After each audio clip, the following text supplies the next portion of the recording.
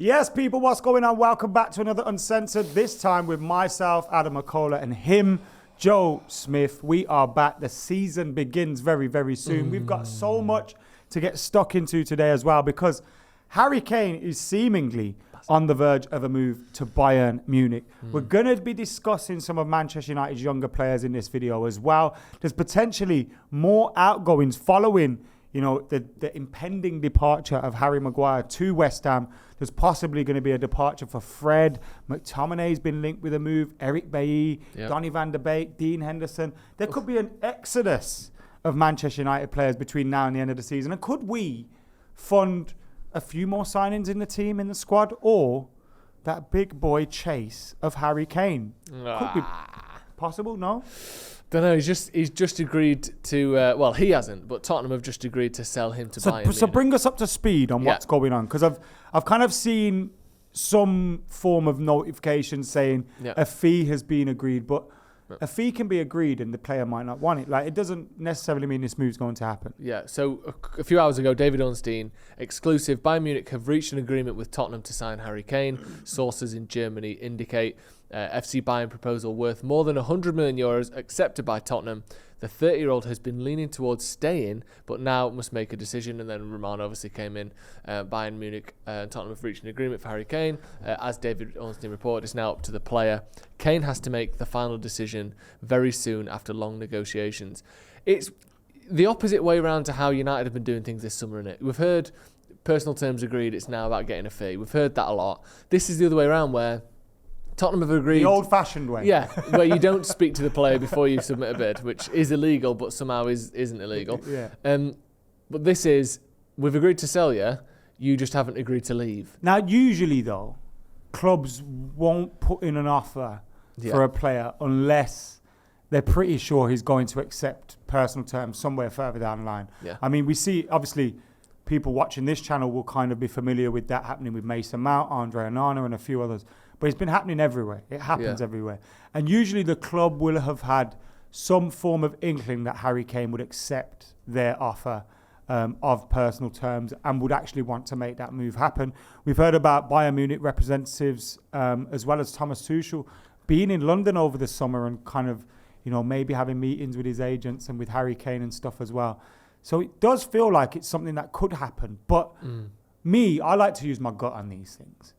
I just don't think it is going to happen. I just don't see Harry Kane in a Bayern Munich shirt. And I messaged our mate Laurie Whitwell the other day. Yeah. And I went, gut feeling, pure gut feeling. I feel like something could still happen between Man United and Harry Kane. And he was like, nah, talking rubbish. Like, it's not. Gary Neville thinks it might. Gary Neville's theory is Manchester United could use this to hijack. Here's your title, by the way, Ethan. Manchester United to hijack Harry Kane move. Yeah. There you go, Eve. Love that. We've done your job for you. That's beautiful. But Gary Neville seems to think United could use this acceptance of a bid from Bayern Munich as now a shoe-in for us to go, well, here we'll match that. Here you go. Yeah. But we did this before, didn't we? But reputable journalists seem to think that's probably not going to be the case. Well, we saw this with Malacia last year. Where Feyenoord, I think, had agreed a deal. Was it? Yeah, I remember this happening with Roma. Who it was with. It was with someone like that. Yeah, and then United went, you're willing to accept 10 million? We'll give you 12 million. Yeah. Deal done. Yeah. Obviously, this is on a bigger scale. As opposed to United going in for him and them going, is 25 million pounds. Because if United go for him, well, Feyenoord would have known that United could spend 25, so let's charge 25. If you let someone else do the dealing for you, you can maybe get a lower fee. And also, there's maybe a thing with Harry Kane, and we are just speculating here, like you said. Laurie Whitwell said this ain't going to happen. But with Harry Kane, it not only is the fee almost 10 times more than it was with Malacia, so it's just a lot more difficult. But there's also this thing that maybe Daniel Levy in particular just doesn't want to negotiate with the Premier League team. But we've since seen the people above Daniel Levy say, if you don't sell him, or if he doesn't sign a new contract, we're selling him. So they now have to sell him. But we have seen... So now, surely just the highest bidder gets him, surely. We've also seen previous, though, where... Remember the Modric situation? Like, we can sell to Chelsea, but we're not gonna, and we'll take less money from Real Madrid. We've seen that happen before, and I don't think they're scared to do that. No. I think it comes down to Harry Kane. You've got to force your way out. And I just think I got kind of a bit of a stick for saying I think he's bottled the transfer. Like, if he doesn't want to come to United, fair enough. Yeah. But even when he wants to go to Manchester City, he could have gone to another club ages ago. And he's still at Spurs. And I think that comes down to him either not being willing enough to make the move happen and force it through. And maybe you can respect him for that because he's thankful to Spurs or whatever. But ultimately, your career is being affected here. And ultimately, Spurs are happy to take some form of money for you because they've agreed a fee. Yeah. So you kind of got to make your voice heard now. And if you do want to stay in England and you do, let's say, want to come to Man United, you've got to kind of push for that. But United have signed Rasmus Højlund. Do you think it's actually possible that we do this? Or are all the funds we're raising at the moment, 30 million for Maguire, potentially Fabrizio Romano's reporting on Fred, potentially around 15 million euros or something. Maybe 40 for McTominay. Dean Henderson asking for. is being linked with a move. Donny van der Beek, Eric Bailly, etc. I don't think we'll get a fee for Bailly, but nevertheless, wages off the bill. Do you think we're lining up to add maybe 2 players to our squad or for that big money marquee signing type? Well, firstly, just on the Kane thing before we move on, I think he's coming out of this looking absolutely perfect, by the way, because he's not, like, to Tottenham fans, I think it's easy to just go, oh, you know, it's, you need to move, you're a disgrace, you know, think about your career, this, that and the other. But think of, like, they've brought him up. They've played him. They're the ones who've given him a home for the last 10 years or whatever. And it would be difficult, anyone, a friendship, a partnership, a family member or whatever, having to go, actually, thanks, but fuck off. Is harder, easier said than done, innit? Like, imagine, like, someone, you know, you were never allowed to come on Paddock again because you went to another channel. It might be better for your career, or there might be a way that worked, but it would still be really hard to do, wouldn't it? Like, you've spent a long time on this channel. So I think... I'm going nowhere, by the way. No, you're not, but I'm just saying... put those rumours to bed. Yeah, I think it's easier to just say, oh, you just leave Tottenham, who gives a shit? Well, actually, those fans and and all that, I get that. But at the same time now, they've accepted the offer. Yeah. It's not him. He's not had to force anything. If anything, he's the one going, oh, I'm not sure I want to leave. I quite like it. And all the fans get to go, oh, respect him. But really, he obviously wants to leave. He'd have to be an idiot not to want to leave. What do you think... Do you think he goes to the Bundesliga? Can you see him over there? Not really. The thing I don't get is... He makes them a Champions League potentially winning team. He does. They won it 3 years ago, so they're a good team, obviously. The thing I don't understand is, what does that do for him? He gets a Bundesliga, obviously, maybe a Champions League, but odds are probably not. I don't think they're the best team in Europe. Is the Bundesliga worth it? Let's say he wins 3 Bundesligas. But the only way to beat that is to win the Premier League. That's what I'm saying. There's nothing wrong winning a Bundesliga. No, it's great. But I just think that... At his age as well, you'll be able to chill it. The thing is, though, he's not Wayne Rooney or, you know, certain players where... I know Rooney was English and he ended up the top scorer, but his career wasn't about England. Harry Kane is like Mr. England. Everyone loves him.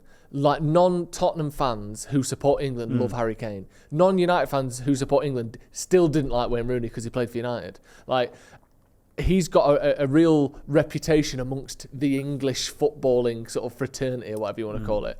Like, he would be sacrificing some of that. I think that's his biggest legacy, is him as an Englishman playing football in England. The record goal scorer. He's already record goal scorer for Spurs. Yeah. Let's say the Premier League goal scoring record. Yeah. At Spurs. Let's say in this scenario he doesn't leave Spurs. He stays at Spurs. Oh, that's a disaster. Premier League record.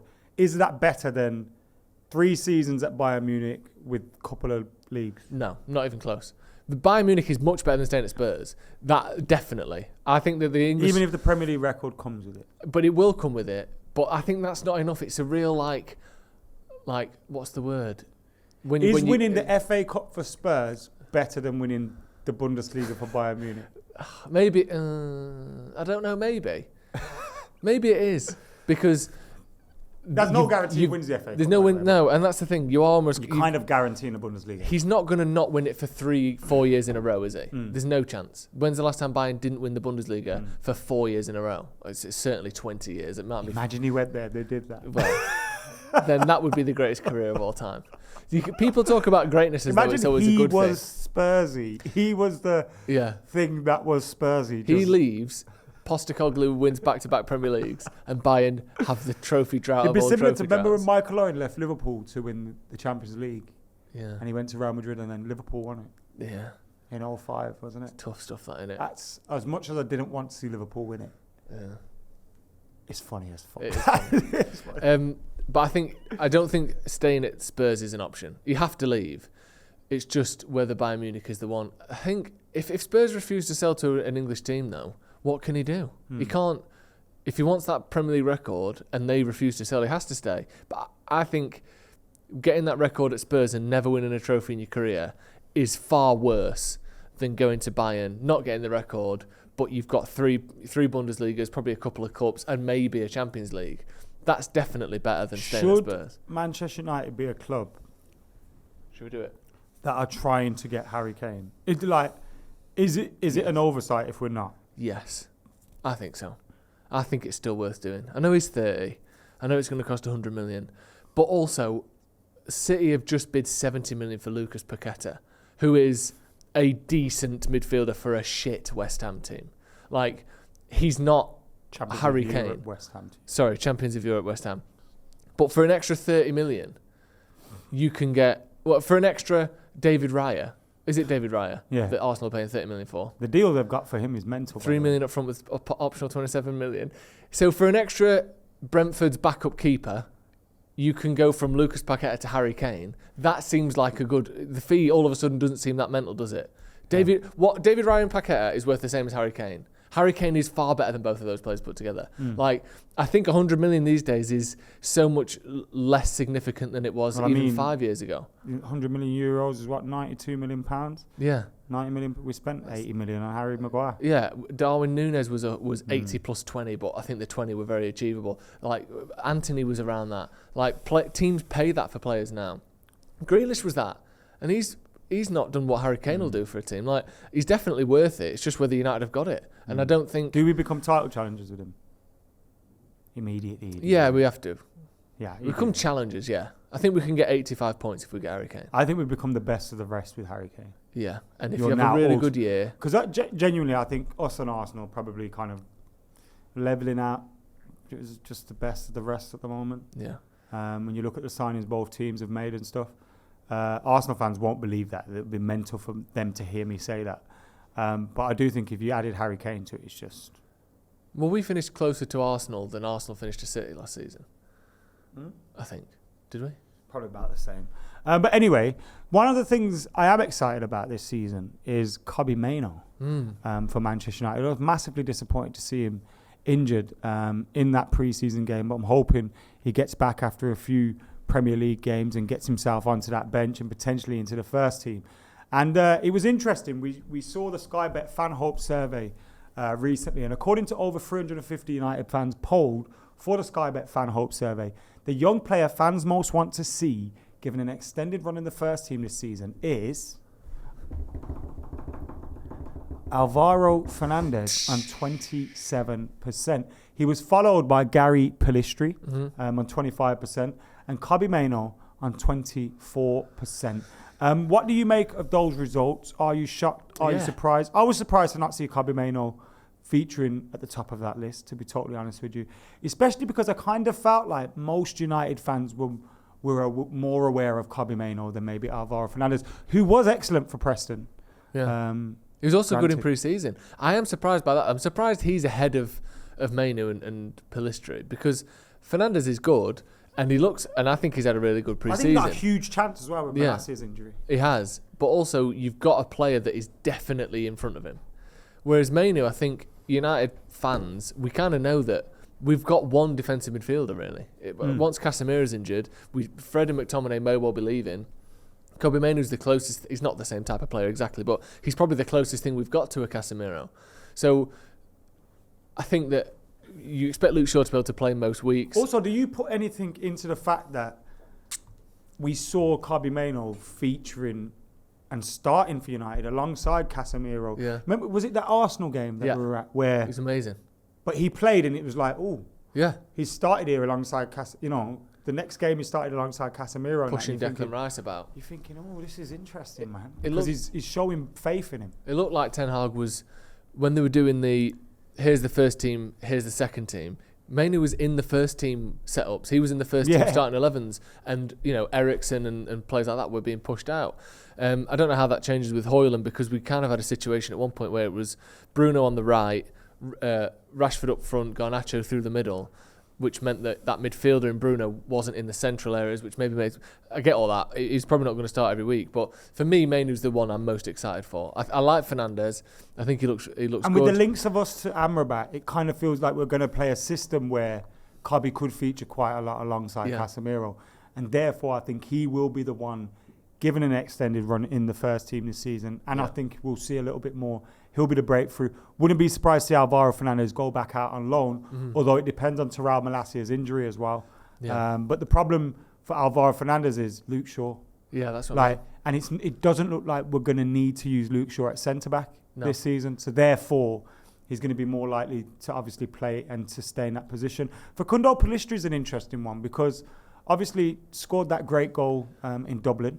Yeah. The equaliser against Bilbao. He's constantly looked a threat whenever he has played for United off the bench. But, he's behind Anthony, maybe behind Sancho, behind a lot of other wingers that we've got at the club.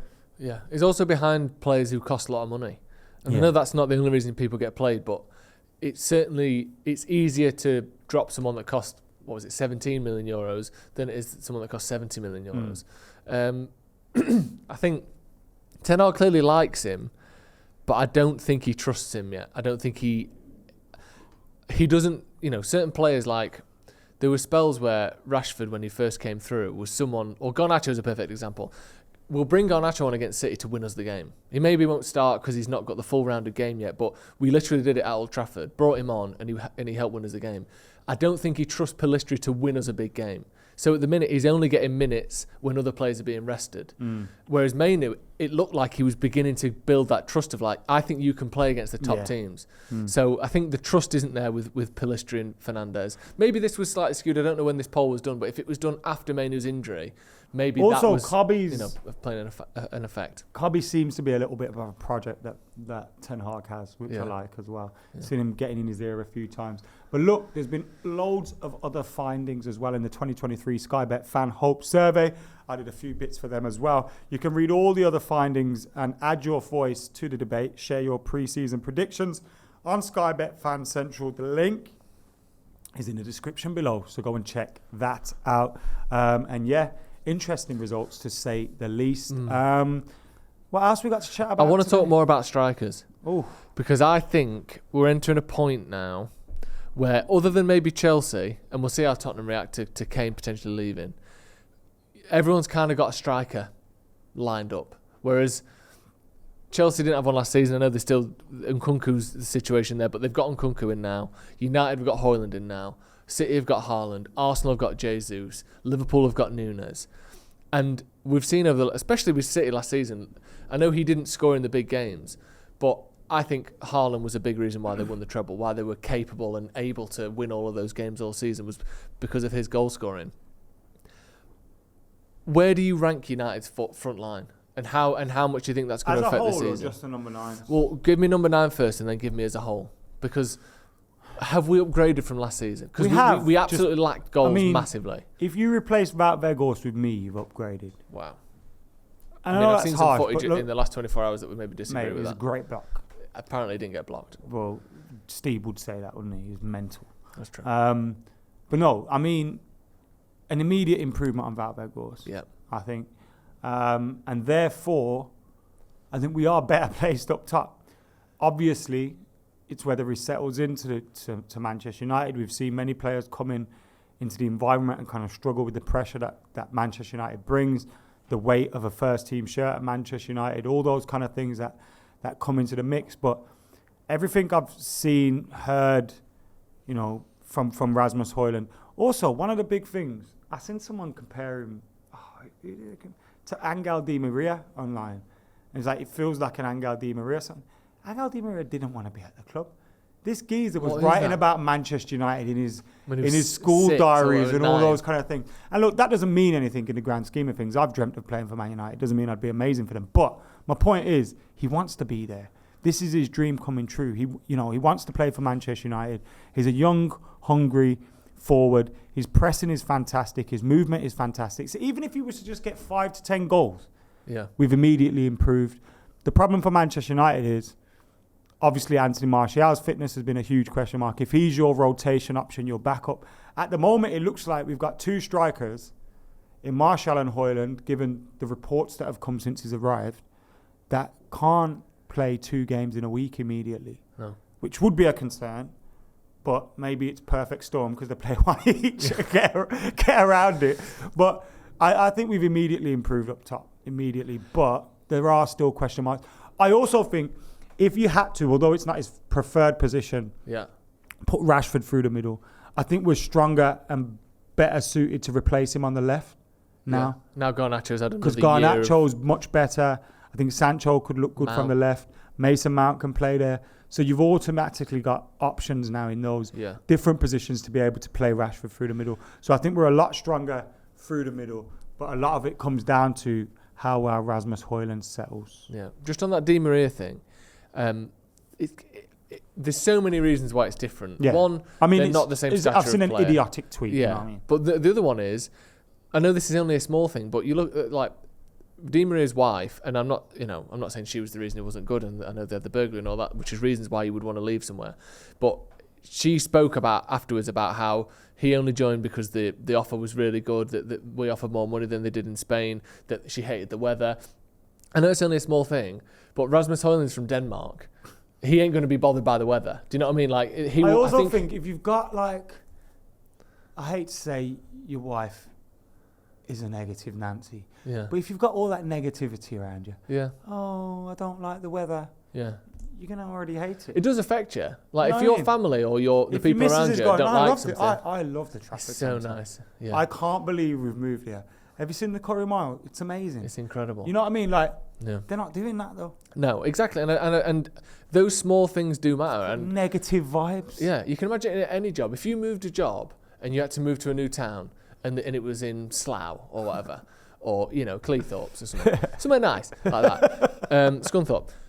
And your wife was like, this is shit, I hate it. That would massively play a role in like... Even if you like it. It is a bit shit. No, yeah, it's a good point actually. Yeah, it's like... Well, even if you actually like it. Yeah. So I think there's a less... So what we're saying is... Yeah.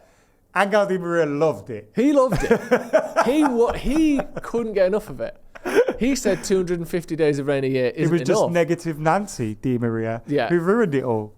I actually don't blame her. She got burgled. That would have been horrendous. But I think hopefully certainly from the weather perspective. Sounds to me like they were just negative from the off. Yeah, they were. They never wanted to be here. We just offered more money and they came. But that isn't the situation. Oh yeah, like that's our whatsoever. fault, by the way. That they accepted more money. Yeah, you have to accept it. No, that's true. Oh, they offered us more money, therefore we felt forced to go there. Yeah. I'll accept it then. Liverpool's front line.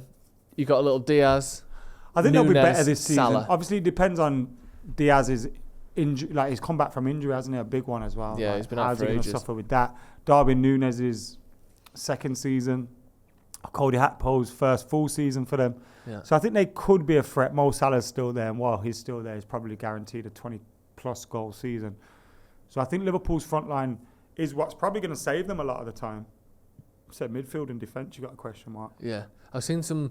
like Liverpool fans, Liverpool fan accounts, put in Gakpo or Gakpo as you call him. Cody Gakpo, that's how you say it. Yeah, but it is, but also you don't have to, if you know what I mean. Yeah, but I do. Yeah, it's like saying nachos instead of nachos. I can't do it. Do you know what I mean? No, it's not like saying that. Might be. But they were putting Gakpo as a midfielder because that midfield's so thin. So like when they talk about Liverpool's starting 11 next season's got Gakpo as a right centre mid, that's not, you know what I mean, that's not going to work. They need some reinforcements there. Arsenal, assuming he stays fit, you probably got Martinelli if Arsenal fans have decided that they still like him. Isn't it? Yeah, but Jesus was in and out last year, wasn't he? But Martinelli, Jesus, Saka, how do you see that? I think the weak point there is Jesus. Yeah. Because if he's going to be injured or hit and miss, which I think he is a little bit, I think that could be a problem for them. Also, I don't think Martinelli and Saka's combined output will be as strong. But they are the strong point to that front three. Saka in particular. Yeah. Havertz is another one that could get in that front three, potentially, or be part of the attacking sort of I don't think plans. Havertz, and maybe this is a good thing for them. Arsenal fans will say that means it's a good thing. I don't think Havertz improves their starting 11. No, I don't. Who's he better than? He's not better than Odegaard. No. You can't play him as an 8, surely. They're sort of trying to a little bit, aren't they? But he doesn't hold the ball well enough. He's not a better winger than Martinelli or Saka. No. And he probably doesn't lead the line as well as Gabriel Jesus. No. Which, I mean, maybe it's better for them because they'll have a good squad player. But Jesus... But it's a lot of money to spend on a squad player. Jesus as well, just generally. You look at his seasons, like, the most goals he's ever scored in the Premier League is 14. And that was for a Man City side that, like, won everything, I think, in 2020, or won the domestic treble, whatever it was they won. Like, he's never scored more than 23 in a season, which is like Martial. You know, he's just not a prolific goal scorer, is he? So I'm not particularly worried about theirs. And obviously Tottenham's, they're Depends getting on weaker. Kane. If Kane stays, yeah, you've got second, like either the first or second best striker in the league. Yeah.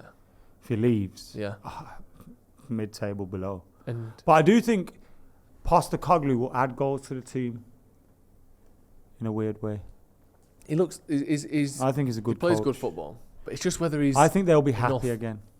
That's the big thing. We saw that under Solskjaer. Whether they finish 8th, like Arsenal did under Arteta, but everyone was happy. So it means next season could be better. I think they'll be happier. Yeah. Right. That's going to be all from us. All right, yeah. Thank you for tuning in. Make sure you go and check out that Sky Bet Fan Hope Survey. Link is in the description below. Let us know your thoughts on that and share your season predictions as well on Sky Bet's Fan Central. Football is back, Adam. Football. Football. It's back. And guess what? We're back with it. 21 is coming. Oh, my God. See you in a bit.